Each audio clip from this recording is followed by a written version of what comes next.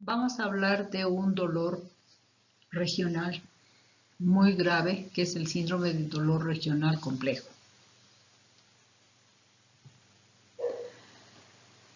Este cuadro,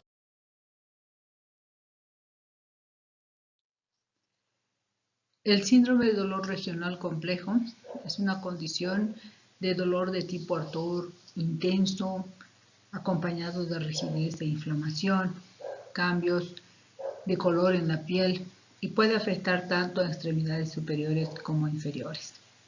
Anteriormente se le conocía como distrofia simpático-refleja. De hecho, algunos autores todavía la consideran de esa forma. La atrofia de Sudeck, el síndrome hombro-mano, causalgia o algodistrofia. Existen dos tipos de dolor regional complejo. El de tipo 1 ocurre después de una enfermedad o lesión que no dañó directamente a ningún nervio en el área afectada. Como veremos, puede ser una cirugía o podría ser un traumatismo. El segundo tipo sigue a una lesión nerviosa ya definida.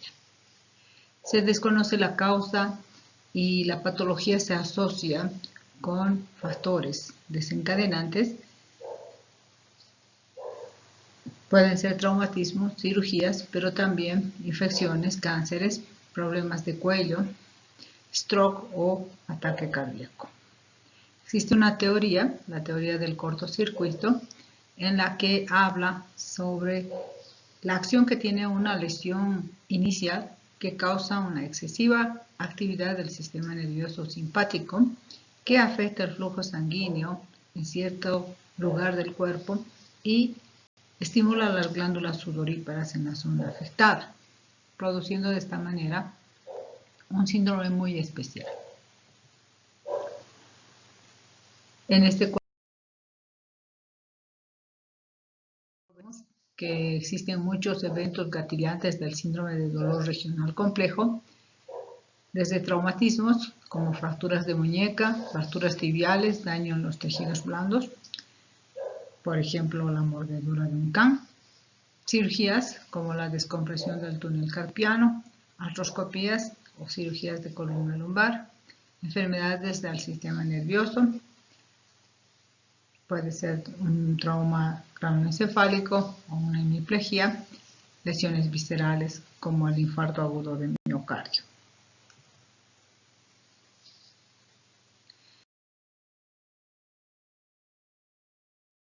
En esta lámina podemos ver los componentes que acompañan al dolor. El dolor puede tener un componente autonómico, ya que se ven cambios de color en la piel de la zona afectada, hipohidrosis o hiperhidrosis, edema o hinchazón del lugar, aumento o disminución de la temperatura. También hay un componente sensorial con alodinia, hiperalgesia, hiperestesia, hiperpatía e hipoestesia. Tenemos un componente motor porque puede haber debilidad del miembro afectado, temblor, distonías y mioclonías. El componente inflamatorio trófico puede verse por el crecimiento ungueal que es exagerado en relación al lado contralateral, el crecimiento de pelo o vello de la zona, la piel lustrosa o la hiperkeratosis. Y los pacientes de este síndrome también tienen un componente psicológico muy importante, revela mucho sufrimiento, temor, ansiedad, enfado, depresión, incapacidad para enfrentar sus propios problemas y trastornos del comportamiento.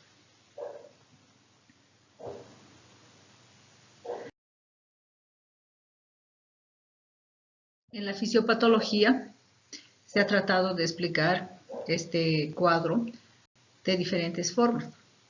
Primero, se han encontrado que existe una sensibilización central anómala con una respuesta exagerada del cerebro al estímulo doloroso.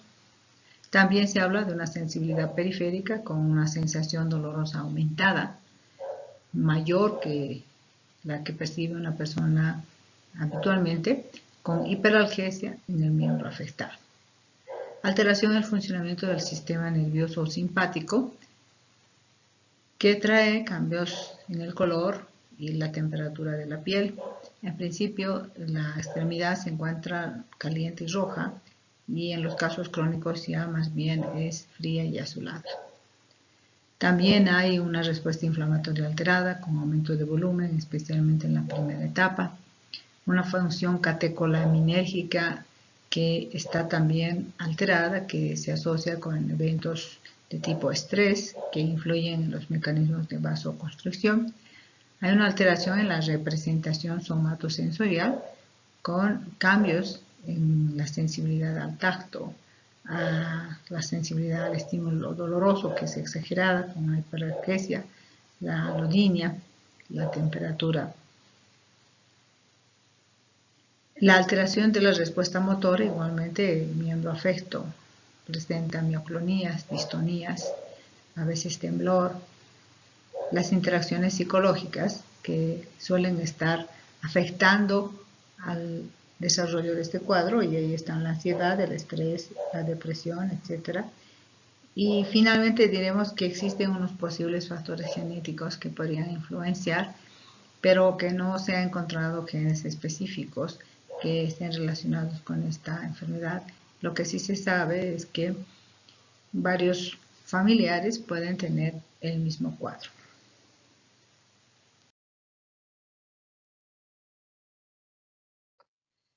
En la clínica, el síndrome del dolor regional complejo básicamente tiene 3 etapas. Una etapa primera aguda, una segunda etapa la distrofia y una tercera etapa secuela de todos los anteriores periodos, que es la atrofia. En la etapa aguda, el dolor posterior a algún factor desencadenante aparece en el miembro, es exageradamente intenso y puede durar aproximadamente 3 meses. Es de tipo ardor y tiene mucha sensibilidad aumentada al tacto.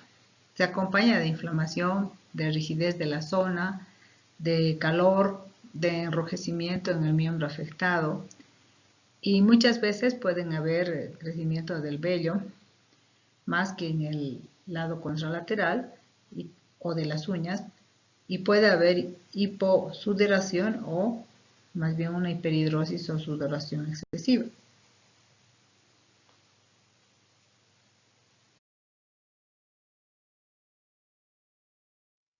En la etapa 2, la etapa de la distrofia, la piel más bien se torna azulada y la extremidad suele ser fría. El lugar afectado tiene aún mayor volumen que el lado normal y el paciente continúa con dolor. Muchas veces este es más diseminado, aumenta la rigidez y la zona afectada se vuelve muy sensible al tacto. Puede durar de 3 a 12 meses. Las uñas más bien se tornan quebradizas y responden muy poco a los antiinflamatorios.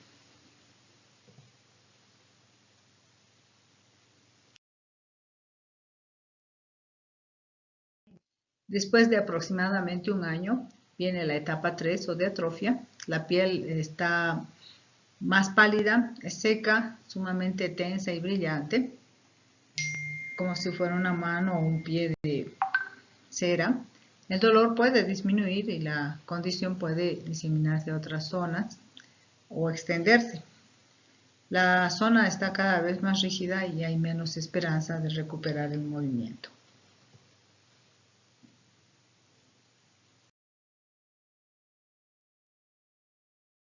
Tenemos las 3 etapas.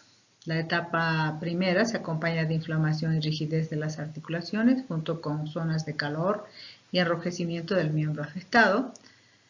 La etapa 2, la temperatura de la piel se torna más fresca y es de color azulado.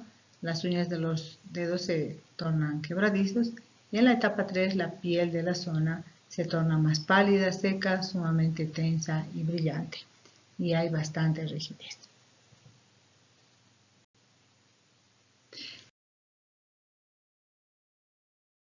El diagnóstico obviamente es clínico y se debe realizar una historia clínica detallada, al igual que un examen físico minucioso. describiendo todo lo que se encuentra en la zona. Los análisis de laboratorio no muestran alteraciones relacionadas a algo en concreto, excepto con la enfermedad de base si es que ésta existe. Los estudios de imagen son los que más nos van a dar las luces. Y ahí podemos emplear la radiografía, el ultrasonido, la resonancia magnética, la termografía y la gammagrafía. En la imagen vemos una imagen gamagráfica de las dos manos, donde existe una hipercaptación del radioisótopo en la muñeca y en las articulaciones de la mano.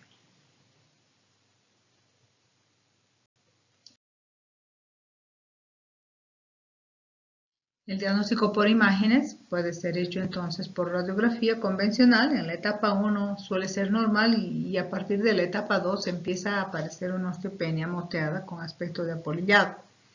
La gammagrafía y la termografía muestran aumento de la circulación en la zona afectada, con mayor captación en el radioisótopo en la gammagrafía, y la termografía evidencia mayor calor. La resonancia magnética evidencia edema óseo y edema de las partes blandas. Posteriormente también nos evidenciará las alteraciones óseas.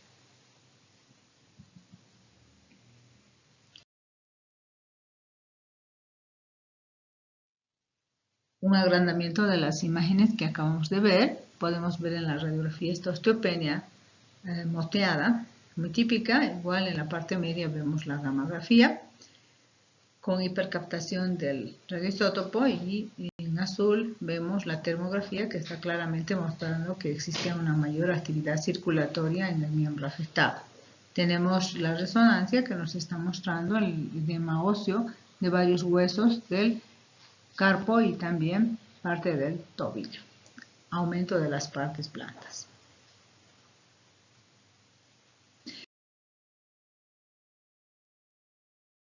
El tratamiento del síndrome del dolor regional complejo es bastante complejo.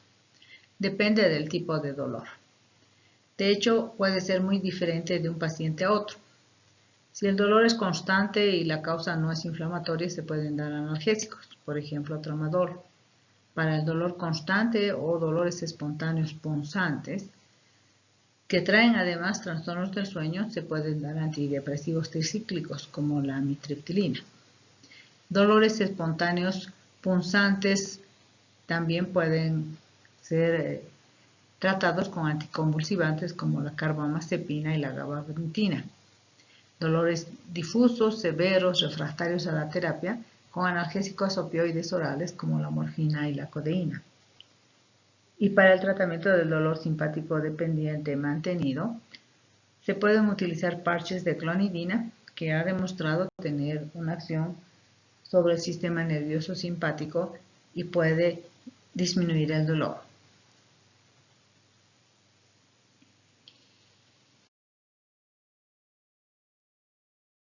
Emplearse otras alternativas para el dolor. Para el dolor localizado y relacionado con la lesión de un nervio, se puede emplear cremas de capsaicina.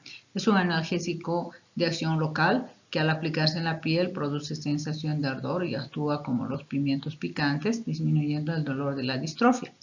Para el dolor relacionado con alteraciones vasculares, sobre todo si hay vasoconstricción, se puede emplear el nifedipino. Para los dolores resistentes, se han empleado esquemas de corticoides acompañados de calcitonina con suplementos de calcio y vitamina D que han dado buenos resultados. Los espasmos musculares que acompañan a la distrofia son bastante difíciles de tratar, pero se pueden utilizar miorrelajantes como el Pridinol o el clonazepam.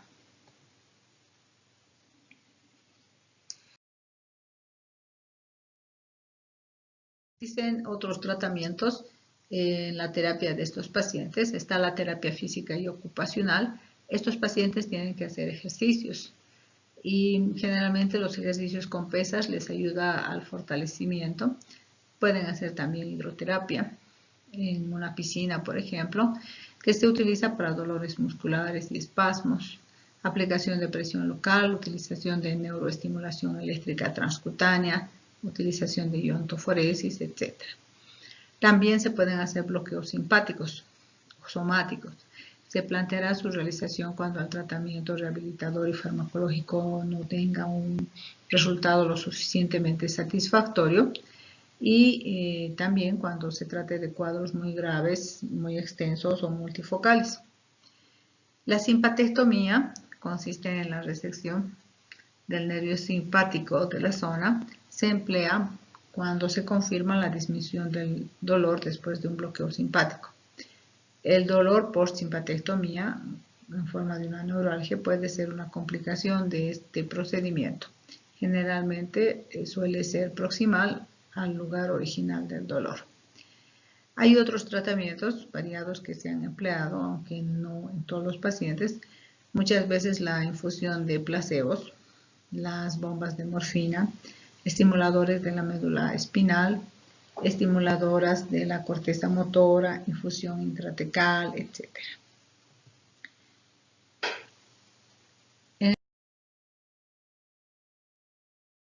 Me pareció bien interesante debido a que pone en evidencia el tratamiento multidisciplinario. Primero, el control del dolor con tratamiento oral y tópico, acompañado del tratamiento rehabilitador como un pilar principal para la reactivación de las estructuras dañadas. La desensibilización de estas estructuras, hacer ejercicios isométricos, mejorar la flexibilidad del miembro dañado y controlar el edema. Posteriormente se realizará la recuperación de los arcos de movimiento, el aumento de la carga, la fuerza muscular, la normalización postural y los ejercicios aeróbicos. También es bueno hacer las modificaciones ergonómicas necesarias en el ambiente en el que vive el paciente en relación a sus discapacidades y rehabilitación funcional para que vuelva a su actividad laboral o desarrolle sus actividades cotidianas con normalidad. Generalmente esto da buena respuesta y se puede hacer el seguimiento o dar el alta o repetir nuevamente todo el tratamiento. Junto con el tratamiento rehabilitador están el tratamiento psicológico y el tratamiento intervencionista. Entre el tratamiento psicológico y el intervencionista, generalmente el que se usa siempre es el psicológico, donde el médico intenta que el paciente comprenda su problema, enfrente el dolor y ponga una postura positiva para poder superar el problema. Si fuera escasa la respuesta, hay que incrementar la intensidad de la psicoterapia. El tratamiento intervencionista viene a ser un apoyo. Se puede hacer mínimamente invasivo con bloqueos nerviosos, bloqueos simpáticos o somáticos, o más invasivos con bloqueos epidurales, neuroestimulación, infusión intratecal o hasta la estimulación de la corteza motora por medio de una intervención quirúrgica.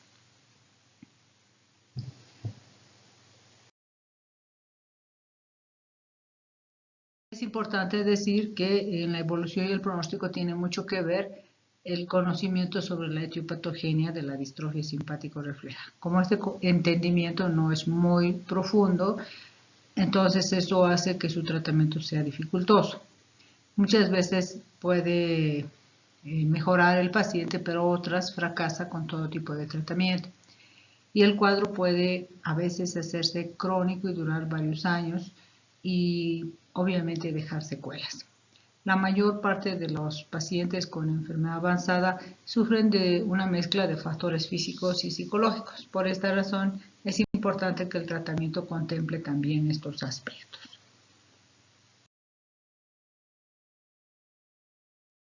Distrofia simpático-refleja o síndrome del dolor regional complejo es un cuadro complicado de difícil tratamiento. El diagnóstico temprano de la lesión puede ayudar a su control y su resolución mucho más rápido. De ahí que es muy importante tomar en cuenta este cuadro clínico a la hora de hacer el diagnóstico en un paciente. Gracias por su atención.